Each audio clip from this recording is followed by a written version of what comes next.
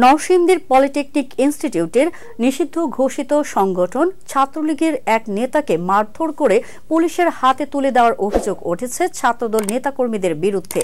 শনিবার বিকেলে প্রতিষ্ঠান সংলগ্ন পুলিশ লাইন এলাকায় এ ঘটনা ঘটে।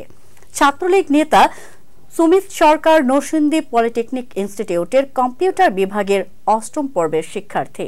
গাজীপুরের কালীগঞ্জের রাজকুমার সরকারের ছেলে সুমিত নরসিংদীর সদরের দগরিয়া এলাকায় একটি মেসে থেকে পড়াশোনা করতেন। ঘটনার বিষয়ে পলিটেকনিক ইনস্টিটিউটের অধ্যক্ষ নিহার রঞ্জন দাস বলেন, পরীক্ষা শেষে এক ছাত্রলীগ নেতাকে পুলিশ ধরে নিয়ে গেছে বলে আমি শুনেছি। তারপর ২০ থেকে ২৫ জন সহপাঠী বিষয়টি আমাকে জানিয়েছেন। পরে আমি পুলিশকে ফোন করি, তারা বিষয়টিকে রাজনৈতিক বলে জানিয়েছে। তবে ছেলেটি নম্র, ভদ্র ও কোনো অশুভ কাজে জড়িত ছিল না। আজ তার শেষ পরীক্ষা ছিল এবং এতে তার কোনো ক্ষতি হবে না। তবে নরসিংদী সদর থানার ভারপ্রাপ্ত কর্মকর্তা মোহাম্মদ ইমদাদুল হক বলেন, ছাত্রলীগ নিষিদ্ধ ঘোষিত সংগঠন, জনশ্রুতি আছে সুমিত ছাত্রলীগের মিছিলে অংশগ্রহণ করেছেন, তবে ছাত্রদল তাকে মারধর করে পুলিশের হাতে তুলে দেয়নি।